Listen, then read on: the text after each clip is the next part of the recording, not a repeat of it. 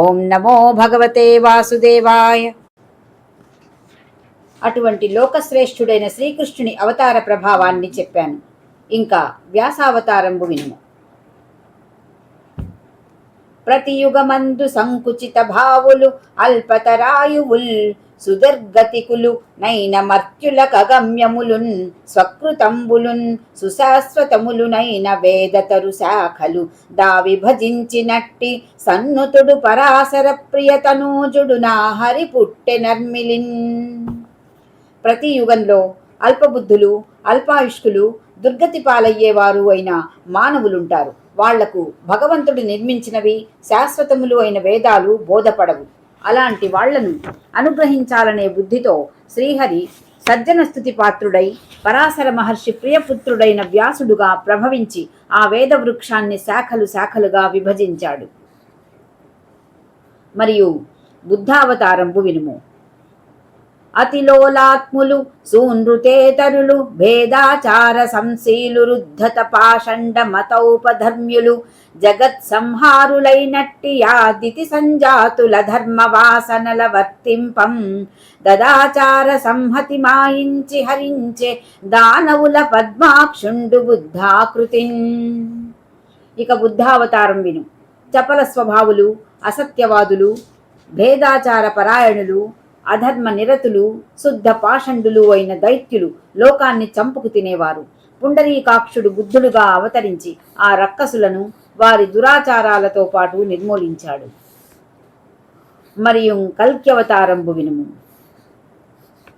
వనజాక్ష స్థవశూన్యులై మరి వషట్ స్వాహా స్వధా వాక్య శోభనరాహిత్యులు సూనృతే తరులును పాషండులున్నైన విప్రనికాయంబును శూద్రభూపులు గలింపాటిల్లినం కల్కియై జననం బంది యధర్మమున్నడచు సంస్థాపించు ధర్మం విలన్. ఇక కల్క్యవతారం గురించి ఆలకించు. కలియుగంలో బ్రాహ్మణులు భగవంతుని వినుతించరు. వేద విహితమైన యజ్ఞ యాగాది కర్మలు ఆచరించరు. వాళ్ల నోటి నుండి వషట్, స్వాహ, స్వధ అనే మంగళవచనాలు వినిపించవు. వాళ్ళు సత్యం పాటించరు. నాస్తికులై ప్రవర్తిస్తారు. శూద్రులు రాజులవుతారు. ఇలాంటి పరిస్థితి సంభవించినప్పుడు భగవంతుడు కల్కిగా అవతరిస్తాడు. అధర్మం తొలగిస్తాడు. భూతలంలో ధర్మం స్థాపిస్తాడు. ఇలా చెప్పి బ్రహ్మ మళ్ళీ నారదునితో ఈ విధంగా అన్నాడు. మునిశ్రేష్ఠ, శ్రీమన్నారాయణుడు స్వీకరించిన లీలావతార కథా విశేషాలు నేనిప్పుడు నీకు చెప్పాను. ఇంతకు ముందే శ్రీహరి ఆదివరాహం మొదలైన అవతారాలు స్వీకరించి చేయవలసిన పనులన్నీ చేశాడు. మన్వంతరముల సంబంధమైన అవతారాలు ఇంతవరకు జరిగినవి ఉన్నాయి. ఇక జరగబోయేవి ఉన్నాయి. వర్తమాన కాలంలో ఆయన ధన్వంతరి, పరశురామావతారాలు ధరించి ఉన్నాడు. భవిష్యత్తులో శ్రీరాముడు మొదలైన అవతారాలు దాల్చగలడు. ఆ మహాత్ముడు సృష్టి మొదలైన వివిధ కార్యాలు నెరవేర్చడానికి మాయాగుణంతో నిండిన అవతారాలు స్వీకరిస్తాడు.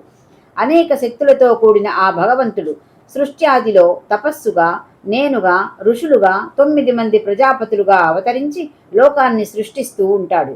ధర్మము, విష్ణువు, యజ్ఞాలు, మనువులు, ఇంద్రుడు మొదలైన దేవతల రూపాలతో, రాజుల రూపాలతో అవతరించి లోకాలను రక్షిస్తూ ఉంటాడు. అధర్మము, రుద్రుడు, భీకర సర్పాలు, రాకాసి మూకలుగా అవతరించి విశ్వాన్ని సంహరిస్తూ ఉంటాడు. పరమేశ్వరుడు, సర్వస్వరూపుడు అయిన శ్రీహరి ఈ విధంగా ఈ విశాల విశ్వం సృష్టికి, స్థితికి, లయానికి హేతువై ప్రకాశిస్తాడు. భూమిలోని ధూళి కణాలనైనా లెక్క పెట్టవచ్చును గాని ఆ భగవంతుని లీలావతారాలలోని అద్భుత కృత్యాలను లెక్క పెట్టడం ఎవ్వరికీ అలవి కాదు. నీకు సంగ్రహంగా చెప్పాను. సవిస్తరంగా చెప్పటం నాకే సాధ్యం కాదు. ఇక ఇతరుల మాట చెప్పడం ఎందుకు? ఇంకా విను. అమర ద్రివిక్రమ స్ఫురణ నందినయం మహితాత్ముపాద వేగమున హతంబులైన త్రిజగంబుల కావల వెల్గు సత్యలోకము చలియించినంగరుణ గైకొని కాచి ధరించు పాద పద్మము తుదినున్న అప్రతిహతం బగుశక్తి గణింప శక్యమే. ఆ మహాత్ముడు త్రివిక్రమావతారం ధరించాడు. ఆయన పాదాల విసురుకు ముల్లోకాలు తల్లడిల్లాయి. అంతేకాదు ఆ ముజ్జగాలకు ఆవల వెలుగొందే సత్యలోకం కూడా వణికిపోయింది. అప్పుడు ఆ దేవుడు కృపతో ముప్పు నుండి తప్పించి ఆ లోకాలను రక్షించాడు. అటువంటి ఆ పరమాత్ముని పాదాగ్రానికి ఉండే అప్రతిహతమైన శక్తి ఇంతింత అని వర్ణించడం ఎవ్వరికీ శక్యం కాదు. హరి మాయాబలమే నెరుంగనట శక్యం వేసనందాది సత్పురుష వ్రాతముకైన బుద్ధినితరంబున్మాని సేవాధిక స్ఫురణం దచ్చరితానురాగ గుణ విస్ఫూర్తిన్ సహస్రాస్య సుందర తంబుల్గగు శేషుడుందెలియడన్నన్ చెప్పనేలొండురున్. శ్రీహరి మాయాశక్తిని నేనే తెలుసుకోలేకున్నాను. ఇక సనందుడు, సనకుడు, సనత్కుమారుడు మొదలైన సజ్జన సంఘాలకు మాత్రం తెలుసుకోవడానికి వీలవుతుందా? ఆదిశేషుడు ఇతరమైన ఆలోచనలు వదిలిపెట్టి బుద్ధిని సదా భగవత్ సేవకే అంకితం చేశాడు. 1000 నోళ్లతో ఆ పరమేశ్వరుని చరిత్రను అనురక్తుడై కీర్తిస్తూ ఉంటాడు. అట్టి శేషుడు కూడా ఆయన మాయా మహిమ ఎలాంటిదో తెలుసుకోలేకున్నాడు. ఇక ఇతరుల సంగతి చెప్పాలా? ఇతరము మాని తన్ను మదినంతయు నమ్మి భజించు వారినాశ్రిత జనసేవితాంగ్రి సరసీరుహుడైన సరోజనాభుడంచిత దయతోడ నిష్కపట చిత్తమునంగరుణించు అట్టి వారతుల దురంతమై తనరు నవ్విభుమాయ ధరింతురెప్పుడున్. ఎవరు ఇతర చింతలు మాని సదా శ్రీమన్నారాయణుణ్ణే దృఢంగా నమ్మి సేవిస్తారో వాళ్లను ఆశ్రితుడు అర్చించే పాదపద్మాలు కలిగిన వాడైన పద్మనాభుడు మిక్కిలి దయగలిగి కల్లా కపటం లేని మనస్సుతో అనుగ్రహిస్తాడు. అలా భగవంతుని సేవించి ఆయన కృపకు పాత్రులైన వాళ్ళు మాత్రమే సాటిలేనిది దాటరానిది అయిన ఆ భగవంతుని మాయను నిరంతరం తరింపగలుగుతారు. ఇంతేకాదు, ఇంకా కొందరు పుణ్యాత్ములున్నారు. వాళ్ల సంగతి వివరిస్తాను విను.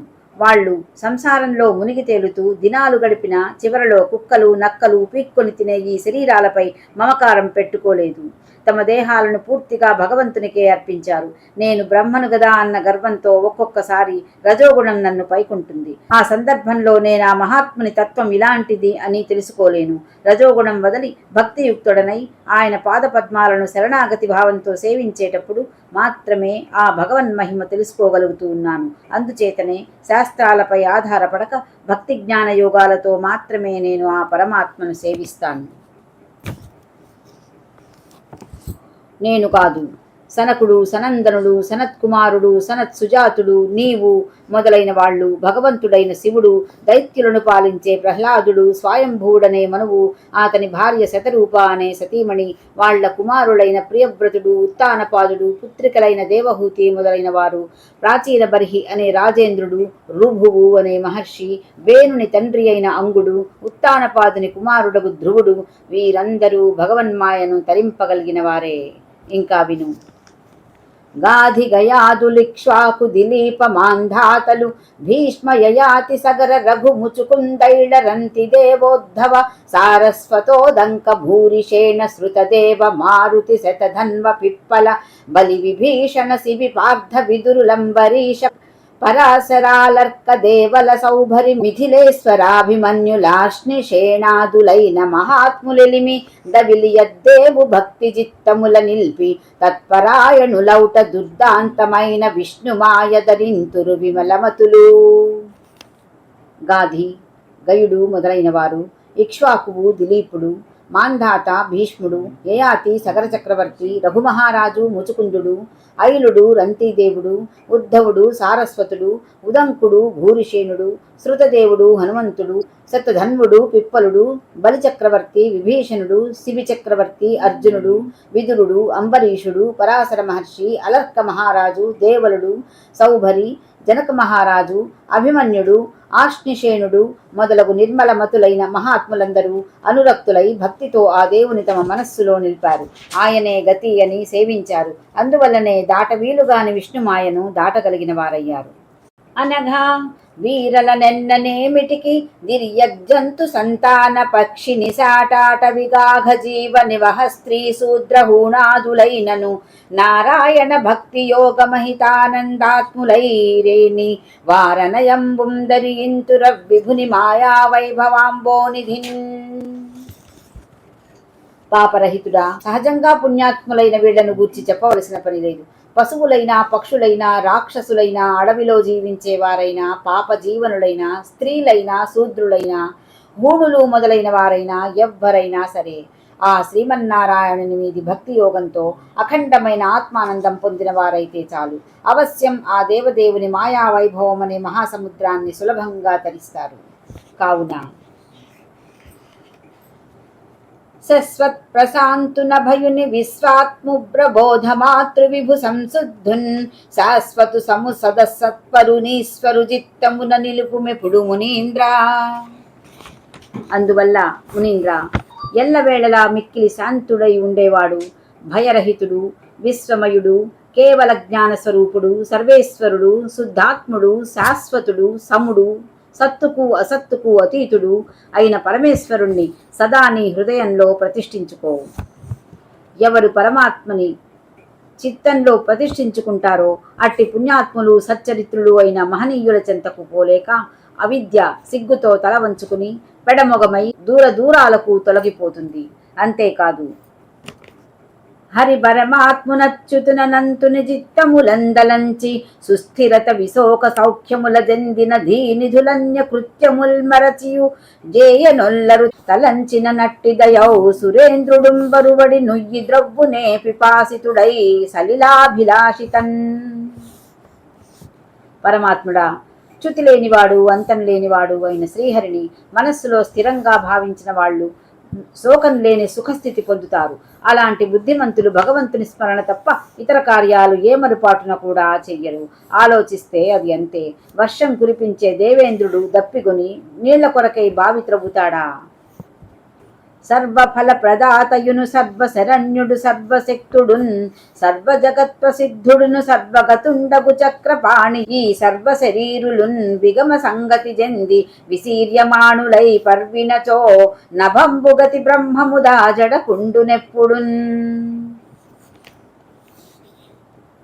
ఆ భగవంతుడు అందరికీ అన్ని ఫలాలు ఇచ్చేవాడు, అందరికీ శరణు పొందదగినవాడు, అన్ని శక్తులు కలిగినవాడు, అన్ని లోకాలలోనూ ప్రసిద్ధి పొందినవాడు, అంతటా వ్యాపించినవాడు, సుదర్శనమనే చక్రం ధరించిన బ్రహ్మస్వరూపుడైన ఆ దేవుడు తక్కిన ఈ సమస్త ప్రాణులు చిక్కి సృక్కి శిథిలమై అంతరించిపోయిన కల్పాంతకాలంలో కూడా ఆకాశంలాగా తానొక్కడూ చెక్కు చెదరకుండా నిర్వికారుడై నిలిచి ఉంటాడు.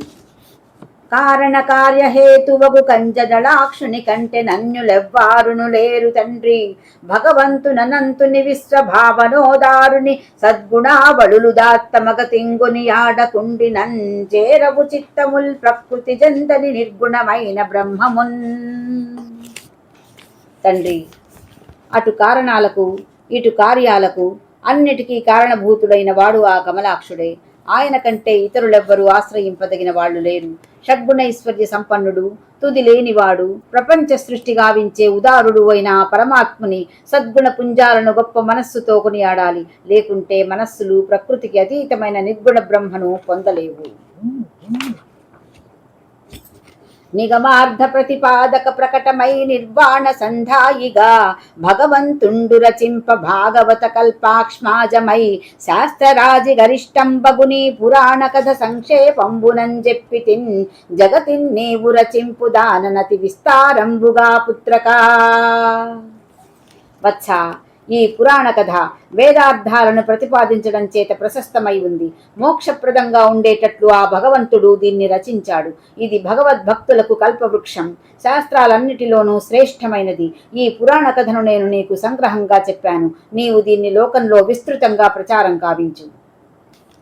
పురుష భవంబునందుటయ పూర్వము జన్మములందునందు భూసురుల కులమందు బుట్టుటతి చోద్యము నిట్లగుటన్ మనుష్యుల స్థిరమగు కార్య దుర్దశల చేతన సింపక విష్ణు సేవనా పరతదనర్చి నిత్యమగు భవ్య పదంబును బొందుటొప్పదే. జన్మలలో పురుష జన్మం చాలా అపురూపం. అందులోనూ బ్రాహ్మణ కులంలో పుట్టడం మరీ అరుదు. అందువల్ల మానవులు అనిత్యమైన నిష్ప్రయోజన కార్యాలలో పడి దురవస్థల పాలు కాకుండా శ్రీహరిని సేవించి నిత్యమైన పరమపదం పొందటం ఉచితం కదా. ఉపవాస వ్రత శౌచశీల మఖ సంధ్యోపాసనాగ్ని క్రియాజపదానాధ్యయనాది కర్మముల మోక్ష ప్రాప్తి సేకూర దచ్చపు భక్తిన్ హరిపుండరీకనయనున్ సర్వాతిశాయిన్ రమాధిపు పాపాగ్ను బరేసు నచ్చుతుని నద్దింగొల్వలేకుండినన్. పద్మనేత్రుడు, అన్నిటినీ మించినవాడు, లక్ష్మీకాంతుడు, పాపనాశకుడు, పరమేశ్వరుడు, చ్యుతిరహితుడు అయిన శ్రీహరిని నిర్మల భక్తి కలిగి ఆసక్తితో భజించాలి. అలా చేయకుండా ఉపవాసాలు, వ్రతాలు, శౌచాలు, శీలాలు, యాగాలు, సంధ్యోపాసనలు, అగ్నికార్యాలు, జపాలు, దానాలు, వేదాధ్యయనాలు మొదలైన పనులెన్ని చేసినా మోక్షం లభించదు. వనజాక్షు మహిమ నిత్యము వినితించుచునరులు ఒగడ వినుచున్ మదిలోనను మోదించుచునుండెడు జనములు జన్మోహవశత జనరు మునీంద్ర. మునిశ్రేష్ఠ, పద్మనేత్రుని మహిమను ఎల్లవేళలా స్తుతించాలి. ఇతరులు స్తుతిస్తూ ఉంటే వినాలి. మనస్సులో ఆ మహిమను మననం చేస్తూ సంతసించాలి. అలా చేసేవాళ్లు దేవుని మాయకు లోనుగారు. అనివాణీసుడు నారదముని వరునకు చెప్పినట్టి ముఖ్య కథా సూచన మతి భక్తి పరీక్షిజ్జన పాలుని తోడ యోగి చంద్రుడు నుడివెన్. ఇలా పూర్వం బ్రహ్మదేవుడు మునిశ్రేష్ఠుడైన నారదునికి ముఖ్య కథను వివరించాడు. ఈ విషయాన్ని యోగీశ్వరుడైన శుకుడు మహాభక్తితో పరీక్షిన్ మహారాజుకు తెలియజేశాడు. ఓం నమో భగవతే వాసుదేవాయ.